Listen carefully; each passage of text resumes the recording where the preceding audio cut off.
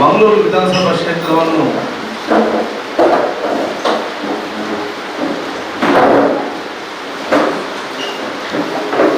ಒಂದು ಶಾಂತಿಯುತವಾದ ಮತ್ತು ಅಭಿವೃದ್ಧಿ ಪಥದ ಜಾಗ ತಗೊಂಡು ಹೋಗುವಂಥ ಜವಾಬ್ದಾರಿ ಅದು ಶಾಸಕನಾಗಿ ನನ್ನ ಪ್ರಥಮ ಆದ್ಯತೆ. ಸಭಾಧ್ಯಕ್ಷನಾಗಿದ್ದರೂ ಕೂಡ ಕ್ಷೇತ್ರ ವ್ಯಾಪ್ತಿಯಲ್ಲಿ ನನ್ನ ಶಾಸಕರ ಜವಾಬ್ದಾರಿ ಏನಿದೆಯಾ ಅದು ನನ್ನ ಅತ್ಯಂತ ಪ್ರಾಮಾಣಿಕತೆ ನಿಭಾಯಿಸಲಿಕ್ಕೆ ನಾನು ನನ್ನ ತೀರ್ಮಾನವನ್ನು ಮಾಡಿದ್ದೇನೆ. ಅದಕ್ಕಾಗಿ ನಮ್ಮ ಕ್ಷೇತ್ರ ವ್ಯಾಪ್ತಿಯ ಬಹುತೇಕ ಜನರ ಸಮಸ್ಯೆ ಏನಿದೆಯಾ ಅದನ್ನು ಅರ್ಥ ಮಾಡಿಕೊಂಡು ಅದನ್ನು ಬಗೆಹರಿಸುವುದೇ ನಮ್ಮ ಮೊದಲ ಇವತ್ತು ಆದ್ಯತೆ. ಅದಕ್ಕಾಗಿ ಬಹುಶಃ ಈಗ ನಾನು ಹೇಳಿದಾಗೆ 3 ಅಂಶ ಒಂದು ಪ್ರದೇಶ ಅಭಿವೃದ್ಧಿ ಆಗಬೇಕಾದ್ರೆ ಅತಿ ಅಗತ್ಯ. ಅದು ಒಂದು ಪರ್ವತ ಕರಣ್, 2 ರಸ್ತೆ, 3 ಕುಡಿಯುವ ನೀರು, 4 ಸ್ವಚ್ಛತೆ. ಈ ಸಂಬಂಧಪಟ್ಟ ಹಾಗೆ ನಾವು ಮೊದಲ ಆದ್ಯತೆಯನ್ನು ಕೊಡಲಿಕ್ಕೆ ನಾವು ಇವತ್ತು ಮಾಡಿದ್ದೇವೆ. ರಸ್ತೆಗೆ ಸಂಬಂಧಪಟ್ಟ ಹಾಗೆ ಬಹುತೇಕ 80% ರಸ್ತೆಗಳು ನನ್ನ ಕ್ಷೇತ್ರ ವ್ಯಾಪ್ತಿಯಲ್ಲಿ ಎಲ್ಲ ಕೂಡ ಅತ್ಯುತ್ತಮವಾದ ರಸ್ತೆ ಇವತ್ತು ನಿರ್ಮಾಣ ಆಗಿದೆ. ಅಭಿವೃದ್ಧಿ ಆಗುವ ಸಂದರ್ಭದಲ್ಲಿ ಹೊಸ ರಸ್ತೆಗಳ ಬೇಡಿಕೆ ಬರುವುದು ಸ್ವಾಭಾವಿಕವಾಗ್ತದೆ. ಆದ ಕಾರಣ ಕಳೆದ ಒಂದು ಚುನಾವಣೆಯಲ್ಲಿ ನಾನಿರಲಿ, ನನ್ನ ಪರವಾಗಿ ಬಂದವರಿರಲಿ, ಜನರ ಬೇಡಿಕೆ ಏನಿದೆ ಆ ಎಲ್ಲ ರಸ್ತೆಗಳನ್ನು ನಾನು ಮುಂದಿನ ವರ್ಷದ ಆ ಸಂದರ್ಭದ ಮಾಡಿಕೊಡ್ತೇನೆ ಅಂತ ಹೇಳಲಿಕ್ಕೆ ನಾನು ಇವತ್ತು ಬಯಸ್ತೇನೆ. ಅದಕ್ಕೆ ಬೇಕಾಗುವಂಥ ಅನುದಾನ ಈಗಾಗಲೇ ಇವತ್ತು ಬಿಡುಗಡೆ ಆಗಿದೆ. ಸುಮಾರು ನನ್ನ ಕ್ಷೇತ್ರ ವ್ಯಾಪ್ತಿಯ ರಸ್ತೆಗೆ ಅನುಗುಣವಾಗಿ ಸುಮಾರು 70 ಕೋಟಿ ರೂಪಾಯಿ ಅನುದಾನವನ್ನು ನಾನು ಮುಖ್ಯಮಂತ್ರಿ ಮತ್ತು ಬೇರೆಯವರ ಮುಖಾಂತರ ಈಗಾಗಲೇ ಬಿಡುಗಡೆಗೊಳಿಸಿದ್ದು, ಇದರಲ್ಲಿ ಸುಮಾರು 25 ಕೋಟಿ ಹಿಂದಿನ ಕೆಲಸ ಯಾವುದಾಗಿದೆ ಅದಕ್ಕೆ ಬಿಲ್ಲು ಕೊಡಲಿಕ್ಕೆ ಇವತ್ತು ಪೆಂಡಿಂಗ್ ಇದೆ. ಉಳಿದಂಥ ಅನುದಾನವನ್ನು ನಾನು ಸಂಬಂಧಪಟ್ಟಂಥ ಸ್ಥಳೀಯ ಮಟ್ಟದ ಮುಖಂಡರ ಚರ್ಚಿಸಿಕೊಂಡು ನಮ್ಮ ಇಲಾಖೆಯ ಅಧಿಕಾರಿಗಳು ಅಲ್ಲಿ ಬಹುಶಃ ಇವತ್ತು ಸರಿಕೆ ನನಗೆ ವರದಿ ಸಲ್ಲಿಸಿದ ನಂತರ ಆದ್ಯತೆ ಮೇಲೆಗೆ ಆ ಎಲ್ಲ ರಸ್ತೆಗಳನ್ನು ನಾವು ಇವತ್ತು ಅಭಿವೃದ್ಧಿಗೆ ಕ್ರಮ ಕೈಗೊಳ್ಳಲಾಗುವುದು. ಎರಡನೇದು, ಇವತ್ತು ವರ್ಷ ನಮ್ಮ ಕರೆಂಟಿಗೆ ಸಂಬಂಧಪಟ್ಟ ಹಾಗೆ ಮುಂದಿನ 30 ವರ್ಷ ಹೋದರೂ ಕೂಡ ನಮ್ಮ ಕ್ಷೇತ್ರ ವ್ಯಾಪ್ತಿಯಲ್ಲಿ ಎಷ್ಟೇ ಮನೆಗಳು ಬರಲಿ, ಎಷ್ಟೇ ಕಾಲೇಜು ಬರಲಿ, ಎಷ್ಟೇ ಇಂಡಸ್ಟ್ರಿಗಳು ಬರಲಿ, ಎಷ್ಟೇ ಬಿಲ್ಡಿಂಗ್ ಬರಲಿ, ಕರೆಂಟಿನ ಕೊರತೆ ಆಗಬಾರ್ದಂತೇಳಿ ಅದನ್ನು ನಿಭಾಯಿಸಲು ಏನೆಲ್ಲ ಯೋಜನೆ ಹಮ್ಮಿಕೊಳ್ಬೇಕಾ ಈಗ ನಾವು ತೀರ್ಮಾನ ಮಾಡಿದ್ದೇವೆ. ಒಂದು, ನಮಗೆ ಈಗ ಕರೆಂಟ್ ಬರೋದು ಕಾವೂರು KPTCಯಿಂದ ನೇರವಾಗಿ ಕೊಣಾಜೆ ಫೀಡರ್ಗೆ ಹೋಗಿ ಕೊಣಾಜೆ 110 ಫೀಡರಿಂದ ನೇರವಾಗಿ ನಮಗೆ ತೊಕ್ಕೋಟಿಗೆ ಬರುವಂಥದ್ದು. ಅದನ್ನೀಗ ನಾವು ಒಂದು ಅಂಡರ್ಗ್ರೌಂಡ್ ಕೇಬಲನ್ನು ಮಂಗಳೂರಿನಲ್ಲಿ ಕೂಡ ನಾವು ಉಲ್ಲಾಲಕ್ಕೆ ಆಗ್ತಾ ಇದ್ದೇವೆ ಅಂಡರ್ಗ್ರೌಂಡ್ ಆಗಿ. ಅದು ಜಪ್ಪಿನ ಮೊಗರಿಂದ ಅಂಡರ್ಗ್ರೌಂಡ್ ಕೇಬಲ್ ಇವತ್ತು ಇಲ್ಲಿಗೆ ಬರ್ತದೆ. ಯಾಕೆಂತ ಹೇಳಿದರೆ ಏನಾದರೂ ಕಡಿಮೆ ಆದರೆ ಬರೀ ನಮಗೆ ಕಾವೂರಿಂದ ಕೊಣಾಜೆ ಫೀಡರ್ ಮಾತ್ರ ಅಲ್ಲ, ಮಂಗಳೂರು ಫೀಡರ್ನಲ್ಲೂ ಕೂಡ ಹೆಚ್ಚಿನ ವಿದ್ಯುತ್ತನ್ನು ಪಡ್ಕೊಳ್ಳಿಕ್ಕೆ ನಮಗೆ ಅವಕಾಶ ಆಗ್ತದೆ. ಎರಡನೇದು, ನಾವು ಬಹುಶಃ ಇವತ್ತು ನಮ್ಮ 110 kV ಇವತ್ತು ಕೊಣಾಜೆಯಲ್ಲಿ ಇರುವಂಥದ್ದು. ಅಲ್ಲಿ ಇವತ್ತು ಒತ್ತಡ ಜಾಸ್ತಿ ಇದ್ದ ಕಾರಣ ತೊಕ್ಕೊಟ್ಟಿನಲ್ಲಿ ಇರುವುದು ಇವತ್ತು 33 kV ಸಬ್ಸ್ಟೇಷನ್. ಆ 33 kVಯನ್ನು ನಾವು ಅದನ್ನು 110 kV ಆಗಿ ಪರಿವರ್ತನೆ ಮಾಡಲಿಕ್ಕೆ ಈಗಾಗಲೇ 70 ಕೋಟಿ ರೂಪಾಯಿ DPR ಆಗಿ ಟೆಂಡರ್ನ ಹಂತದಲ್ಲಿ ಇವತ್ತು ಇದೆ. ಟೆಂಡರ್ ಇವತ್ತು ಅತಿ ಶೀಘ್ರ ಇವತ್ತು ಕರೆಯಲಾಗುವುದು. ಕೋಟೆಕಾರನ ನಾವು ಸಪ್ರೇಟ್ ಸಬ್ ಡಿವಿಷನ್, ನಾವು ಕೋಟೆಕಾರನ್ನು ಇವತ್ತು ಸಬ್ಸ್ಟೇಷನ್ ಮಾಡಿಕೊಂಡು ಆ ಸಬ್ಸ್ಟೇಷನ್ ಕೂಡ ಇವತ್ತು ಕೆಲಸ ಇವತ್ತು ಆಗ್ತಾ ಇದೆ. ಈ ಹಿಂದೆ ನಮ್ಮ ಹತ್ರ ಸಬ್ ಡಿವಿಷನ್ ಒಂದೇ ಇದ್ದದ್ದು, ಉಲ್ಲಾಲ ಮಾತ್ರ ಇದ್ದದ್ದು. ಈಗ ನಾವು ಕೊಣಾಜೆ ಸಬ್ ಡಿವಿಷನ್ ಕೂಡ ಇವತ್ತು ಮಾಡಿದ್ದೇವೆ. ಕೊಣಾಜೆ ಸಬ್ ಡಿವಿಷನ್ ಮುಖಾಂತರ ಆಡಳಿತಾತ್ಮಕವಾಗಿ ಇವತ್ತು ಹೆಚ್ಚು ಸವಲತ್ತನ್ನು ಕೊಡಲಿಕ್ಕೆ ಇವತ್ತು ಆಗ್ತದೆ. ಸಬ್ ಡಿವಿಷನ್ ಆದ ಕಾರಣ ನಮಗೆ ಸೆಕ್ಷನ್ ಆಫೀಸ್ ಕೂಡ ಜಾಸ್ತಿ ಆಗಿದೆ. 2 ಗ್ರಾಮಕ್ಕೆ ಒಂದು ಸಬ್ ಸೆಕ್ಷನ್ ಇವತ್ತು ಸೆಕ್ಷನ್ ಆಫೀಸ್ ಆಗಿದೆ. ಒಂದು ಸೆಕ್ಷನ್ ಆಫೀಸ್ ಪ್ರಾರಂಭ ಮಾಡಿದರೆ ಅಲ್ಲಿ ಲೈನ್ಮ್ಯಾನ್ಗಳು, ಅಲ್ಲಿ ಅಧಿಕಾರಿಗಳು, ಅಲ್ಲಿ ವಾಹನಗಳು ಎಲ್ಲವೂ ಕೂಡ ಬಂದು ಎಲ್ಲಿ ಕ್ಷೇತ್ರ ಉದ್ದಗಲಕ್ಕೆ ಎಲ್ಲಿ ನಾಳೆ ಕರೆಂಟಿಗೆ ಹೆಚ್ಚು ಕಮ್ಮಿ ಅದು ಕೂಡ ಇಮಿಡಿಯೇಟಾಗಿ ನೇರವಾಗಿ ಕೆಲಸ ಮಾಡಲಿಕ್ಕೆ ಇದು ಪ್ರಯೋಜನ ಆಗುವಂಥ ಒಂದು ಕಾರ್ಯಕ್ರಮ ಆದ ಕಾರಣ ಎಲ್ಲ. ಮತ್ತು ಬಹುಶಃ ಇಲ್ಲಿ ಹೊಸ ಸಬ್ಸ್ಟೇಷನ್ ಕೋಟೆಕಾರನಲ್ಲಿ 33 kV ಸಬ್ಸ್ಟೇಷನ್ ಕೂಡ ಇವತ್ತು ಆಗ್ತಾ ಇವತ್ತಿದೆ. ಇದೆಲ್ಲವೂ ಕೂಡ ಭವಿಷ್ಯದಲ್ಲಿ, ಯಾಕಂತ ಹೇಳಿದರೆ ನಿಮಗೆ ರಸ್ತೆ ಇಲ್ಲದಿದ್ದರೆ ಬದುಕಬಹುದು, ನೀರಿಲ್ಲದೆ ಏನಾದ್ರು ಮಾಡ್ಬೋದು, ಪವರ್ ಇಲ್ಲದಿದ್ದರೆ ನಿಮ್ಮ ಊರು ಬೆಳಗಲಿಕ್ಕೆ ಸಾಧ್ಯನೇ ಇಲ್ಲ. ಯಾರಾದರೂ ಇಲ್ಲಿ ಬಂದು ಬಂಡವಾಳ ಆಗಬೇಕಂತ ಆಲೋಚನೆ ಮಾಡಿದರೂ ಕೂಡ ಇಲ್ಲಿ ಸೂಕ್ತವಾದ ಕರೆಂಟಿನ ವ್ಯವಸ್ಥೆ ಉಂಟಾ ಅಂತೇಳಿ ಆಲೋಚನೆ ಮಾಡಿ ಬಂಡವಾಳ ಹಾಕ್ತಾರೆ. ಒಂದು ಪ್ರದೇಶದಲ್ಲಿ ದುಡ್ಡು ಹಾಕುವಾಗ ಅಲ್ಲಿ ಹಾಕಿದ ದುಡ್ಡಿಗೆ ಪ್ರತಿಫಲ ಸಿಕ್ಕದಿದ್ದಲ್ಲಿ, ಅವನು ಫ್ಯಾಕ್ಟ್ರಿಗೆ ಮತ್ತು ಅವನ ಅಂಗಡಿಗೆ ಕರೆಕ್ಟ್ ಇಲ್ಲದಿದ್ದಲ್ಲಿ ಇಲ್ಲಿ ಯಾರು ಇನ್ವೆಸ್ಟ್ಮೆಂಟ್ ಮಾಡಲಿಕ್ಕೆ ಬರೋದಿಲ್ಲ. ಆದಾಗ ಹೆಚ್ಚಿನ ಆ ಒಂದು ಇನ್ವೆಸ್ಟ್ಮೆಂಟ್ ಈ ಪ್ರದೇಶದಲ್ಲಿ ಬರಬೇಕಂತ ಹೇಳಿಕೊಂಡು ನಾವು ಕ್ರಮ ಕೈಗೊಳ್ತೀವಿ. ಇನ್ನು ಬಹುಮುಖ್ಯವಾಗಿ ಕುಡಿಯುವ ನೀರಿನ ಸಮಸ್ಯೆ. ನಾನು ಕಳೆದ ಒಂದು ಚುನಾವಣಾ ಸಂದರ್ಭ ನಾನು ಹೇಳಿದೆ, ಕುಡಿಯುವ ನೀರಿನ ಸಮಸ್ಯೆಗೆ ನನ್ನ ಮೊದಲ ಆದ್ಯತೆಯಾಗಿ ನಾನು ಅದನ್ನು ಬಗೆಹರಿಸ್ತೇನೆ ಅಂತೇಳಿ. ಆದ ಕಾರಣ ಈಗಾಗಲೇ ಹಿಂದೆ ನಾವು ನಮ್ಮ ಸಚ್ಪದ ನಮ್ಮ ಡ್ಯಾಮಿನಿಂದ, ತುಂಬೆ ಡ್ಯಾಮಿನಿಂದ ಸಚ್ಪ ಮಾರ್ಗವಾಗಿ ಉಳ್ಳಾಲ, ಕೋಟೆಕಾರ್, ಸೋಮೇಶ್ವರ ಇದಕ್ಕೆ ಮೊದಲ ಹಂತದ ಕೆಲಸ ಕಾರ್ಯಗಳನ್ನು ನಾವಿವತ್ತು ಸುಮಾರು 230 ಕೋಟಿ ರೂಪಾಯಿಯಲ್ಲಿ ಚಾಲನೆ ಕೊಟ್ಟು ಅದು ಪೂರ್ಣ ಇವತ್ತುಗೊಂಡಿದೆ. ಎರಡನೇ ಹಂತ ಏನಂತ ಹೇಳಿದರೆ, ಏನು ಇದು ಕನೆಕ್ಷನ್ ಆಗಿದೆಯಾ ಅದರಿಂದ ನಮ್ಮ ವಿಲೇಜ್ಗೆ ಕನೆಕ್ಷನ್ ತಗೊಂಡು ವಿಲೇಜಲ್ಲಿ ಅಲ್ಲಲ್ಲಿ ಸಬ್ ಟ್ಯಾಂಕ್ ಮಾಡಿ ಅಲ್ಲಿಂದ ಮನೆಗೆ ಇವತ್ತು ಕೊಡುವಂಥದ್ದು. ಇದಕ್ಕೆ ಕೂಡ ಸುಮಾರು ಕೋಟೆಕಾರ್, ಸೋಮೇಶ್ವರ ಮತ್ತು ನಮ್ಮ ಉಳ್ಳಾಲಕ್ಕೆ ಇವತ್ತು ಸುಮಾರು 160 ಕೋಟಿ ರೂಪಾಯಿಯ ಅನುದಾನ ಬಿಡುಗಡೆಯಾಗಿ ನಾಡಿದ್ದು ಟೆಂಡರ್ ಪ್ರಕ್ರಿಯೆದು ಪ್ರಾರಂಭ ಇವತ್ತು ಆಗ್ತದೆ. ಉಳ್ಳಾಲಕ್ಕೆ ಸಂಬಂಧಪಟ್ಟಾಗೆ ಈಗಾಗಲೇ ಮುಕ್ಕಾಲುವಾಸಿ ADBA ಯೋಜನೆ ಇದ್ದ ಕಾರಣ ಮತ್ತು ಆವಾಗ 15 ವರ್ಷ 20 ವರ್ಷ ಹಿಂದೆ ಮಾಡಿದಂತಹ ಒಂದು ಪೈಪ್ಲೈನ್ ಆದ ಕಾರಣ ಈಗ ಭಾಳಷ್ಟು ಮನೆಗೆ ಬಂದಿದೆ. ಇನ್ನು ಎಡಿಷನಲ್ ಆಗಿ ಪೈಪ್ಲೈನ್ ಹಾಕಿಕೊಂಡು ಅಲ್ಲಿಗೆ ನೀರು ಕೊಡಲಿಕ್ಕೆ ಇವತ್ತು ನೇರ 70 ಲಕ್ಷದ ಟ್ಯಾಂಕ್ ಈಗಾಗಲೇ ಚಂಪುಕೋಟೆ ರೆಡಿಯಾಗಿದ್ದುಕೊಂಡು ಅಲ್ಲಿಂದ ನೇರವಾಗಿ ಪ್ರತಿಯೊಬ್ಬರ ಮನೆಗೆ ಹೋಗುವಂಥ ವ್ಯವಸ್ಥೆ ಇದೆ. ಗ್ರಾಮೀಣ ಮಟ್ಟಕ್ಕೆ ಎಲ್ಲ ಗ್ರಾಮಗಳಿಗೆ ಇವತ್ತು ಓವರ್ ಟ್ಯಾಂಕ್ ಮತ್ತು ಪೈಪ್ಲೈನ್ ನಿರ್ಮಾಣ ಮಾಡಲಿಕ್ಕೆ ಸುಮಾರು 280 ಕೋಟಿ ಮತ್ತೆ ಹೆಚ್ಚಿನ ಅನುದಾನ ಇವತ್ತು ಬಿಡುಗಡೆ ಆಗಿದೆ. ಈ ಎಲ್ಲ ಕೆಲಸ ಕಾರ್ಯಗಳಿಗೆ ಮುಂದಿನ ದಿನಗಳಲ್ಲಿ ಟೆಂಡರ್ ಕರೆದು ಬಹುಶಃ 2-3 ವರ್ಷದೊಳಗಡೆ ಎಲ್ಲ ಸಮಸ್ಯೆ ಬಗೆಹರಿತದೆ. ಉಳ್ಳಾಲಕ್ಕೆ ಮತ್ತು ಈ ಪ್ರದೇಶಕ್ಕೆ ಕೊಡುವಂಥ ನೀರಿನ ಟ್ರಯಲ್ ರನ್ನನ್ನು ಅತಿ ಶೀಘ್ರದಲ್ಲಿ ಅವರು ಇವತ್ತು ಪ್ರಾರಂಭ ಮಾಡ್ತಾರೆ. ಅಲ್ಲಿದ್ದಂಥ ಕೆಲವು ಸಮಸ್ಯೆಗಳು ಎಲ್ಲ ಕೂಡ ಬಗೆಹರಿದಿದ್ದು ತತ್ಕ್ಷಣ, ಯಾಕೆಂದರೆ ನಮ್ಮ ಟ್ರೀಟ್ಮೆಂಟ್ ಪ್ಲ್ಯಾಂಟ್ ಇದೆ. ನಮ್ಮ ಟ್ರೀಟ್ಮೆಂಟ್ ಪ್ಲ್ಯಾಂಟ್ ಬಹುಶಃ ಒಮ್ಮೆ ನೋಡಬೇಕು, ಕಮಲಪದವನಲ್ಲಿ ಅಲ್ಲಿ ನೀರು ಸ್ವಚ್ಛತೆ ಆಗುವಂಥ ಎಲ್ಲ ಘಟಕ ತಯಾರಾಗಿದೆ. ಅಲ್ಲಿಂದ ನೇರವಾಗಿ ಉಳ್ಳಾಲ ಟ್ಯಾಂಕಿಗೆ ಬಂದು ಮನೆಗೆ ಹೋಗುವಂಥ ವ್ಯವಸ್ಥೆಯನ್ನು ಟ್ರಯಲ್ ರನ್ನನ್ನು ಆದಷ್ಟು ಬೇಗನೆ ಇವತ್ತು ಪ್ರಾರಂಭ ಮಾಡ್ತಾ ಇದ್ದಾರೆ. ಇದರ ಜೊತೆಯಲ್ಲಿ ನಮ್ಮ ಅರೇಕಲ ಕಡವಿನಿಂದ ಪಾವೂರ್ಗೆ ಮತ್ತು ಅರೇಕಲ ಕಡವಿನಿಂದ ಬೈತರ ಅಮ್ಲಮುಗೂರಿಗೆ, ಅರೇಕಲ ಡ್ಯಾಮಿನಿಂದ ನಾವು ನದಿ ಬದಿಯ ಇವತ್ತು ರಸ್ತೆ ಮತ್ತು ವಾಕಿಂಗ್ ಟ್ರ್ಯಾಕ್ ನಿರ್ಮಾಣ ಮಾಡಲಿಕ್ಕೆ ನಮ್ಮ ಉದ್ದೇಶ. ನೇರವಾಗಿ ಇವತ್ತು ಕಲ್ಲಾಪಿಗೆ ನದಿ ಬದಿಯಲ್ಲೇ ರಸ್ತೆ ಇವತ್ತು ನಿರ್ಮಾಣ ಮಾಡುವುದೇ ನಮ್ಮ ಮುಖ್ಯ ಉದ್ದೇಶ ಇವತ್ತು ಆಗಿದೆ. ಅದಾಗಬೇಕಾದ ಸ್ವಲ್ಪ ಅದಕ್ಕೆ ಹಂತವಾಗಿ ಮೊದಲ ಹಂತ ನಮ್ಮ ಡ್ಯಾಮಿನಿಂದ ಅರೇಕಲ, ಬೈತಾರ್, ಅಮ್ಲಮುಗೂರ್ವರೆಗೆ ಸುಮಾರು 8 ಕೋಟಿ ರೂಪಾಯಿಯಲ್ಲಿ ಕೆಲಸ ಈಗಾಗಲೇ ಪ್ರಾರಂಭ ಆಗಿದೆ. ಅದೇ ರೀತಿ ಅರೇಕಲದಿಂದ ಪಾವೂರ್ ಕಡೆಗೆ ಸುಮಾರು 10 ಕೋಟಿ ರೂಪಾಯಿಯ ಅನುದಾನ ಇವತ್ತು ನಮ್ಮ ನದಿ ಬದಿಯಲ್ಲಿ ಮುಳುಗಡೆ ಆಗದ ರೀತಿಯಲ್ಲಿ ನೋಡಿಕೊಂಡು ಆ ರಸ್ತೆ ನಿರ್ಮಾಣ ಮಾಡಲಿಕ್ಕೆ ಈಗಾಗಲೇ ಸ್ಯಾಂಕ್ಷನ್ ಆಗಿದೆ. ಮುಂದಿನ ದಿನಗಳಲ್ಲಿ ನಾವು ಮುಂದುವರಿಸ್ತೇವೆ. ನಮ್ಮ ಮುಖ್ಯ ಉದ್ದೇಶ ನಾನು ಈಗಾಗಲೇ ಹೇಳಿದೆ, ಸಚ್ಪದಿಂದ ಹಿಡಿದು ನೇರವಾಗಿ ನೇತ್ರಾವತಿ ತನಕ ನದಿ ಬದಿಯಲ್ಲಿ ರಸ್ತೆ ಇವತ್ತು ನಿರ್ಮಾಣ ಮಾಡುವಂಥದ್ದು. ಇದೆಲ್ಲ ಗ್ರಾಮೀಣ ಮಟ್ಟಕ್ಕೆ ಅತ್ಯಂತ ಪ್ರಯೋಜನಕಾರಿಯಾಗೋದು ಪ್ರಯೋಜನ ಇವತ್ತು ಆಗ್ತದೆ. ಮತ್ತು ಸಚ್ಪದಿಂದ ತುಂಬಕ್ಕೆ ನೇತ್ರಗೊಂದು ಅಡ್ಡಗೊಂದು ಬ್ರಿಡ್ಜ್ ಕಟ್ಟುವಂಥದ್ದು. ಇದೆಲ್ಲ ಕೂಡ ಇವತ್ತು ಮೊದಲ ಹಂತದ ವಿಚಾರ ಇದೆ. ಹಂತವಾಗಿ ನಾವು ಈಡೇರಿಸಲಿಕ್ಕೆ ನಮ್ಮೆಲ್ಲ ಪ್ರಯತ್ನ ನಾವು ಇವತ್ತು ಮಾಡ್ತೇವೆ ಅಂತ ಹೇಳಲಿಕ್ಕೆ ನಾನು ಇವತ್ತು ಬಯಸಿ, ಅಬ್ಬಕ್ಕ ಭವನಕ್ಕೆ 8 ಕೋಟಿ ರೂಪಾಯಿ ಆಡಳಿತ ಹಿಂದೆ ನಾನು ಸ್ಯಾಂಕ್ಷನ್ ಮಾಡಿದ್ರು ಕೂಡ ಆಡಳಿತ ಅನುಮೋದನೆ ಆಗಿರಲಿಲ್ಲ. ಇದೀಗ ನಿನ್ನೆ ಆಡಳಿತ ಅನುಮೋದನೆ ಆಗಿಕೊಂಡು ಈಗಾಗಲೇ ಟೆಂಡರನ್ನು ಕೂಡ ಕರೆಯಲಾಗಿದೆ.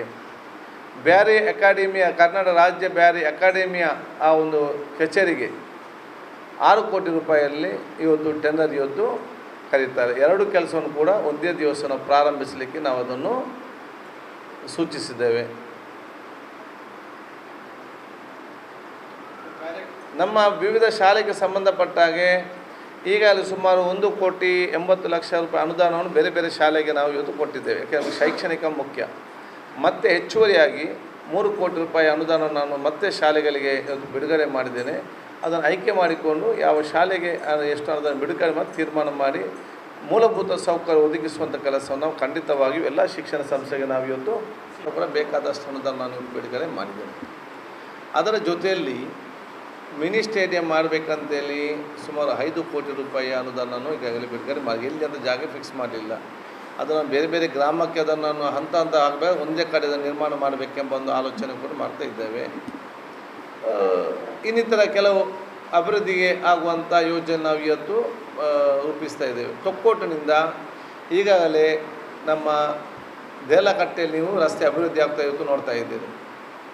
ತೊಕ್ಕೋಟಿನಿಂದ ಚೆಂಪುಕೋಟೆವರೆಗೆ 6 ಲೈನ್ ರಸ್ತೆಗೆ 30 ಅಲ್ಲಿಂದ ಉಳಿದ ಭಾಗ ಕೂಡ ಸೇರಿಕೊಂಡು ಆ ರಸ್ತೆಗೆ ಮತ್ತೆ ಸುಮಾರು 25 ಕೋಟಿ ರೂಪಾಯಿ ಅನುದಾನವನ್ನು ಬಿಡುಗಡೆ ಇವತ್ತು SSDP ಮುಖಾಂತರ ಇವತ್ತು ಆಗಿದೆ.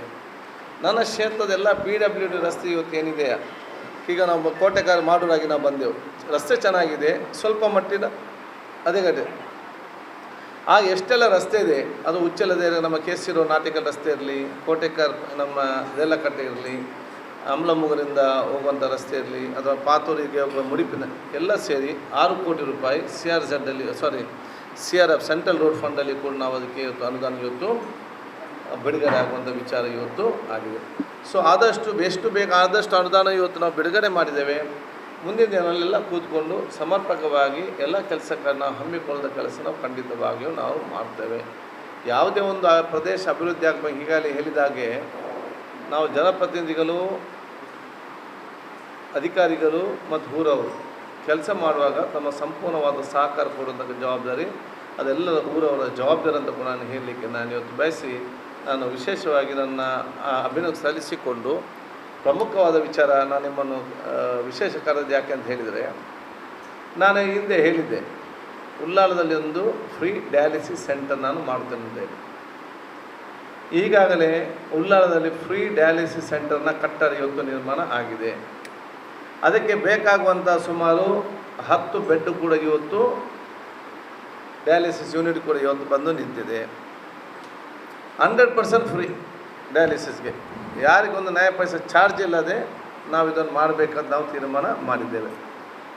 ಅದಕ್ಕೆ ನಾನು ಇದು ಯಾರಿಗೆಲ್ಲ ಉಳ್ಳಾಲದಲ್ಲಿ ಡಯಾಲಿಸಿಸ್ ಪಡ್ಕೊಳ್ಬೇಕು ಅವರು ದಯವಿಟ್ಟು ನಮ್ಮ ಆಸ್ಪತ್ರೆಯಲ್ಲಿ ಬಂದು ಅವರ ಅರ್ಜಿಯನ್ನು ಕೊಡಬೇಕು. ಉಳ್ಳಾಲ ಪ್ರಾಥಮಿಕ ಆರೋಗ್ಯ ಕೇಂದ್ರದಲ್ಲಿ ಅವರ ಅರ್ಜಿಯನ್ನು ಕೊಡಬೇಕು. ನಾವು 10 ಬೆಡ್ ಹಾಕಿದರೂ ಕೂಡ 4 ದಿವಸಕ್ಕೆ 30 3 ದಿವಸ ಒಂದು ವಾರಕ್ಕೆ ಆಗೋದು ಸುಮಾರು 60ರಿಂದ 70 ಜನರಿಗೆ, ಒಂದು 2 ದಿವಸಕ್ಕೊಮ್ಮೆ ಆದರೂ ಕೂಡ 60-70 ಜನರಿಗೆ ಮಾಡಲಿಕ್ಕೆ ಆಗೋದು 10 ಬೆಡ್ ಹಾಕಿದರೂ ಕೂಡ. ಆದ ಕಾರಣ ಇದು ಕ್ಷೇತ್ರ ವ್ಯಾಪ್ತಿಯವರಿಗೆ ಮೊದಲ ಆದ್ಯತೆ. ಅರ್ಜಿ ಕೊಟ್ಟು ಒಂದು ಕಾಪಿ ಅವರ ಕೈಯಲ್ಲಿ ಇಟ್ಕೊಳ್ಬೇಕು. ಈ ಅರ್ಜಿಯನ್ನು ಯಾರಿಗೆಲ್ಲ ಕೊಡ್ಬೋದಂತ ಆಯ್ಕೆ ಮಾಡಲಿಕ್ಕೆ ಒಂದು ಡಾಕ್ಟ್ರುಗಳ ಮತ್ತು ನಮ್ಮ ಕಮಿಟಿಯವರ ಒಂದು ಸಮಿತಿಯನ್ನು ನಾವು ಮಾಡ್ತೇವೆ DHO ನೇತೃತ್ವದಲ್ಲಿ. ಅದು ಯಾಕೆ ಅಂತ ಹೇಳಿದರೆ, ಮೊದಲು ನಾವು ಮಂಗಳೂರು ವಿಧಾನಸಭಾ ಕ್ಷೇತ್ರದವರಿಗೆ ಮೊದಲ ಆದ್ಯತೆ, ಎರಡನೇದು ಅದರ ಬಂಧದಲ್ಲಿ ಅತ್ಯಂತ ಬಡವರಿಗೆ ಅದರಲ್ಲಿ ಆದ್ಯತೆ, ಮೂರನೇದು ಅದರಲ್ಲಿ ವಯಸ್ಸಾದವರಿಗೆ 2ನೇ ಆದ್ಯತೆ, 4ನೇದು ಡಿಸ್ಟೆನ್ಸಿಗೆ ಸಂಬಂಧಪಟ್ಟಂತೆ ಆದ್ಯತೆ, ಕೆಲವರು ಅಶಕ್ತರಿದ್ದಾರೆ ಅಂಥವ್ರಿಗೆ ಮೊದಲ ಆದ್ಯತೆ ನಾವು ಕೊಡಲಾಗುತ್ತೆ. ಸೆಲೆಕ್ಟ್ ಮಾಡಿಕೊಂಡು ನಾವು ಬಹುಶಃ ಆ ವ್ಯವಸ್ಥೆ ನಾವು ಮಾಡ್ತೇವೆ.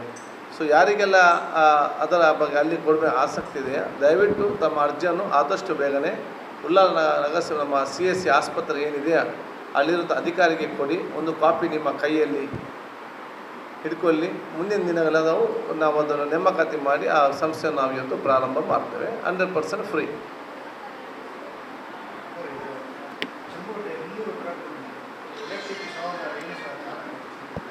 ಈಗಾಗಲೇ ಇದರ ಬಗ್ಗೆ ನಾನು ಅಧಿಕಾರಿಯಲ್ಲಿ ಚರ್ಚೆ ಮಾಡಿದ್ದೇನೆ.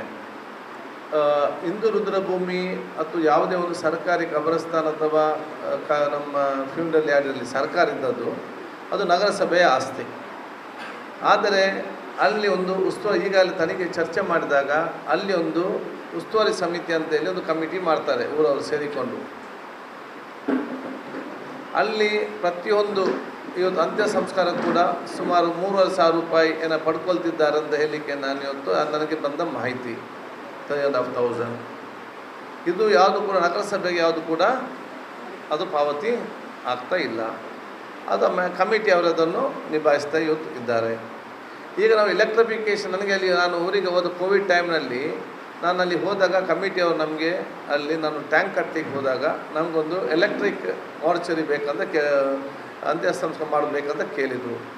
ಅದಕ್ಕೆ ಅನುಗುಣವಾಗಿ ಇನ್ಫೋಸಿಸ್ ಅವರು ಮಾತಾಡಿಕೊಂಡು ರಾಜ್ಯದಲ್ಲೇ ಮಾದರಿಯಾದ ಒಂದು ಎಲೆಕ್ಟ್ರಿಕ್ ಇವತ್ತು ಅಂತ್ಯ ಸಂಸ್ಕಾರ ಕೇಂದ್ರ ನಾವಲ್ಲಿ ಮಾಡಿದ್ದೇವೆ. ಈಗ ಅದನ್ನು ನಿಭಾಯಿಸುವುದು ಹೇಗೆ ಅಂತ ಹೇಳಿದರೆ, ಅಲ್ಲಿ ಒಬ್ಬರು ನಾವು ಟೆಕ್ನಿಷಿಯನನ್ನು ಇಡಬೇಕು ಆನ್ ಆಫ್ ಮಾಡಲಿಕ್ಕೆ. ಅವನಿಗೆ ದುಡ್ಡು ಯಾರು ಸಂಬಳ ಯಾರು ಕೊಡೋದು? ನಗರಸಭೆಯವರು ಕೊಟ್ಟರೆ ಅಲ್ಲಿಗೆ ಅಂತ್ಯ ಸಂಸ್ಕಾರಕ್ಕೆ ಬಂದಂಥ ದುಡ್ಡನ್ನು ಕಲೆಕ್ಟ್ ಮಾಡಿ ನಗರಸಭೆಗೆ ಕೊಡ್ತಾರಾ, ಅಥವಾ ಅಂತ್ಯ ಸಂಸ್ಕಾರಕ್ಕೆ ಬಂದ ದುಡ್ಡನ್ನು ಯಾರು ಸ್ವೀಕರಿಸ್ತಾರೆ ಅವರ ಇಲ್ಲಿ ದುಡ್ಡು ಕೊಡಬೇಕಾ? ಈ ಒಂದು ಚರ್ಚೆ ಇವತ್ತು ಅವರ ಹಂತದಲ್ಲಿದೆ. ಅದಕ್ಕೆ ಅಧಿಕಾರಿಗೆ ನಾನು ಹೇಳಿದ್ದೇನೆ, ಆದಷ್ಟು ಬೇಗ ಅಲ್ಲಿಯ ಜನಪ್ರತಿನಿಧಿಗಳು, ನಗರಸಭೆ ಸದಸ್ಯರುಗಳನ್ನು ಮತ್ತು ಅಲ್ಲಿಯ ಸಮಿತಿಯನ್ನು ಕರೆಸಿ ಕೂತ್ಕೊಂಡು ಆದಷ್ಟು ಬೇಗ ಚಾಲನೆ ಮಾಡಲಿಕ್ಕೆ ನಾವು ಈಗಾಗಲೇ ತಿಳಿಸಿದ್ದೇವೆ. ಇಲ್ಲ, ಈಗ ಎಲ್ಲ ಆಗೋದು ಒಳ್ಳೆಯದಕ್ಕೆ ಅಂತ ಇದ್ದ ಕಾರಣ ತೊಕ್ಕೋಟ್ನಲ್ಲಿ ಬರೀ 10-13 ಸೆನ್ಸನೇ ಇತ್ತು ಹಬ್ಬಕ್ಕೆ ಪಕ್ಕ. ಅಲ್ಲಿ ಇದರ ಬಗ್ಗೆ ಚರ್ಚೆದಾಗ ಯಾರಿಗೂ ಕೂಡ ಬೇಸರ ಬೇಡ ಅಂತ ಹೇಳಿಕೊಂಡು ನಮ್ಮ ಮುಖ್ಯ ರಸ್ತೆ, ನಾಟಕದ ಕೆಳಗೆ ಹೋಗುವ ಮುಖ್ಯ ರಸ್ತೆಯಲ್ಲಿ ಅರ್ಧ ಎಕರೆ ಜಾಗ ಸಿಕ್ಕಿದೆ. ಇಲ್ಲಿ 3 ಕೋಟಿ ಇದ್ದರೆ ಅಲ್ಲಿ 6 ಕೋಟಿ ರೂಪಾಯಿಯಲ್ಲಿ 2 ಅಂತಸ್ತದ ಇವತ್ತಲ್ಲಿ ಆಗ್ತದೆ. ಶ್ರೀಯುತ ಮಂಜನಾಡಿಯ ಆ ಒಂದು ನಮ್ಮ ನಾಟಕಲ್ ಮತ್ತು ಹಸೆಗೋಲಿಯ ಮುಖ್ಯ ರಸ್ತೆಯಲ್ಲಿ ಬೇರೆ ಅಕಾಡೆಮಿಗೆ ಜಾಗ ನಿಗದಿಪಡಿಸಲಾಗಿದೆ, ಅಲ್ಲಿ ಅಂತ ಮಾಡಲಾಗಿದೆ. ತೊಕ್ಕೋಟ್ನಲ್ಲಿ ಅಬ್ಬಕ್ಕ ಭವನ ಇರ್ತಿರೋದು ವಿಚಾರ.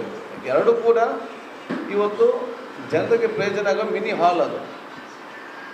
ಈಗ ನಮ್ಮಲ್ಲಿ ಟೌನ್ ಹಾಲ್ ಇಲ್ಲ, ಅದರ ಬದಲು ನಾವು ಒಂದು ಜನರಿಗೆ ಉಪಾಯ ಮಾಡಲಿಕ್ಕೆ ಈಗ ಒಂದು ಟೌನ್ ಹಾಲ್ ಥರ ಒಂದು ಮಿನಿ ಕಲ್ಚರಲ್ ಹಾಲ್, ಹೆಸರು ಅದಕ್ಕೆ ಅಬ್ಬಕ್ಕ ಅಂತ ನಾವು ಭವನ ಅಂತ ಇಟ್ಟಿದ್ದೇವೆ. ಬಿ ಆರ್ ಅಕಾಡೆಮಿದು ಕಲ್ಚರಲ್ ಅಕಾಡೆಮಿ ಕಚೇರಿಗೆ ಸಂಬಂಧಪಟ್ಟ ಮತ್ತು ಸಭೆ ಮಾಡಲಿಕ್ಕೆ ಒಂದು ಸಣ್ಣ ಮಟ್ಟದ ಸೊ ಪಬ್ಲಿಕ್ ಪರ್ಪಸ್ಗಿರುವಂಥದ್ದು ಕಚೇರಿ ಇವತ್ತು ಆಗಿರ್ತದೆ ಎರಡು ಕೂಡ.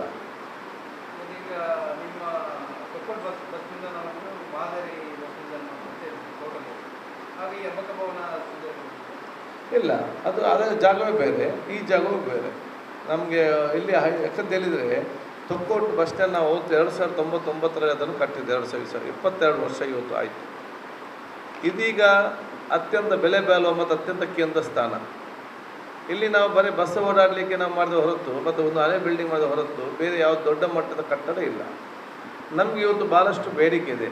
ಅಲ್ಲಿ ಮಲ್ಟಿ ಸ್ಟೋರೇಜ್ ಬಿಲ್ಡಿಂಗ್ ಮಾಡಿ ಅಡಿಯಲ್ಲಿ ಬೆಂಗಳೂರು ಥರ ಅಡಿಯಲ್ಲಿ ಇವತ್ತು ಅಂಡರ್ಗ್ರೌಂಡಲ್ಲಿ ಬಸ್ಸುಗಳು ಬಂದು ಹೋಗುವಂಥದ್ದು, ಮೇಲೆಲ್ಲ ಕಚೇರಿ, ಹೋಟೆಲ್ಗಳು, ಶಾಪ್ಗಳು ನಿರ್ಮಾಣ ಮಾಡಲಿಕ್ಕೆ ಭಾಳಷ್ಟು ಬೇಡಿಕೆ ಇದೆ. ಅದಕ್ಕೆ ಅನುಗುಣವಾಗಿ ನಾವು ಅದನ್ನು ಪ್ಲ್ಯಾನ್ ನಾವು ಮಾಡ್ತಾ ಇದ್ದೇವೆ. ಇವಾಗ ಇರುವ ಕಟ್ಟಡ ಕೆಡುವಂಥ ನಾವು ಯೋಜನೆ ಪ್ಲ್ಯಾನ್ ಮಾಡಿದ್ದೇವೆ.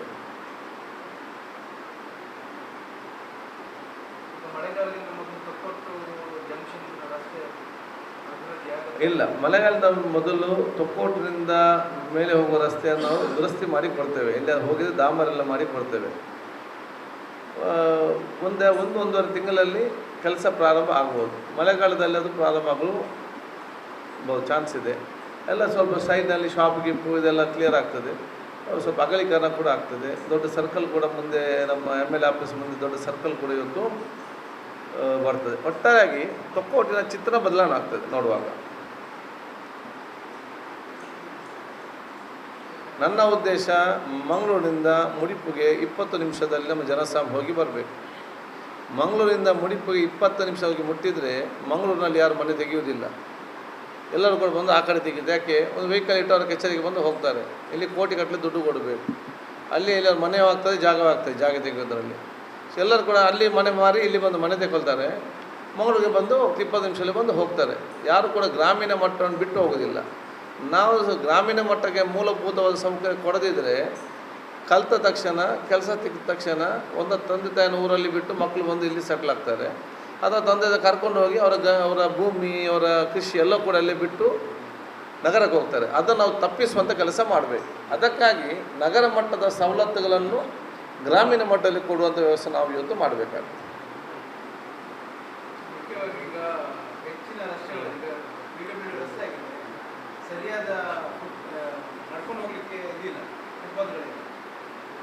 ಅದನ್ನೇ ಎಲ್ಲಿ ಈಗ ಜಂಕ್ಷನ್ ಬರ್ತದೆ ಕೇಂದ್ರ ಪುತ್ತಾರಿಂದ ನಮಗೆ ದೇಲಕಟ್ಟೆ ನಾಟಕಲ್ವರೆಗೆ ಮುಂದಿನ ನಮ್ಮ ಯೋಜನೆ 2 ಹಂತದಲ್ಲಿ ನಾವು ಒಂದು ಸ್ಟೀಲ್ ಬ್ಯಾರಿಕೇಡ್ ಹಾಕಿ ಸೈಡಲ್ಲಿ ಫುಟ್ಪಾತ್ ಇವತ್ತು ನಿರ್ಮಾಣ ಮಾಡಿಕೊಂಡು ಇವತ್ತು ಹೋಗಬೇಕು. ಈಗೇನಾಗಿದೆ ಅಂದರೆ ಫುಟ್ಪಾತ್ ಇದೆ, ಎಲ್ಲ ಬಂದು ವಾಹನಗಳು ನಿಲ್ಲಿಸ್ತಾರೆ ಅಥವಾ ಅಂಗಡಿಯನ್ನು ಹಾಕ್ತಾರೆ. ಮಕ್ಕಳಿಗೆ ಆಚೆ ಈಚೆ ಓಡಾಡಲಿಕ್ಕೆ ವ್ಯವಸ್ಥೆ ಇಲ್ಲ. ಗೂಡಂಗಡಿಯನ್ನು ನಾವು ಬಿಟ್ಟರೆ ಬಂದು ರೋಡಲ್ಲಿ ಹಾಕುವಂಥ ಕೆಲಸ ಕೂಡ ಇವತ್ತು ಆಗ್ತದೆ. ಸ್ವಲ್ಪ ಜನಸಾಮಾನ್ಯ ತೊಂದರೆ ಆಗದೆ, ಯಾರಿಗೂ ಕೂಡ ಉಪದಾಗದ ರೀತಿಯಲ್ಲಿ ಎಲ್ಲ ಸೈಡಲ್ಲಿ ಗೂಡಂಗಡಿಯನ್ನು ಹಾಕುವಂಥ ಕೆಲಸ ಆಗಬೇಕು ಹೇಳಲಿಕ್ಕೆ ಬಯಸ. ಆಗ ಯಾರು ಕೂಡ ತೊಂದರೆ ಮಾಡೋದಿಲ್ಲ. ರೋಡ್ ಸೈಡ್ ಬಂದಾಗ ಪಬ್ಲಿಕ್ ಕಂಪ್ಲೇಂಟ್, ಕಾಲೇಜಿನವ್ರ ಕಂಪ್ಲೇಂಟ್, ಇವರೆಲ್ಲವೂ ಕೂಡ ಬಂದಾಗ ಒಂದಕ್ಕೊಂದು ಸಮಸ್ಯೆ ಬರ್ತದೆ. ಅದೆಲ್ಲರೂ ಕೂಡ ಅರ್ಥ ಮಾಡಿಕೊಳ್ಬೇಕು.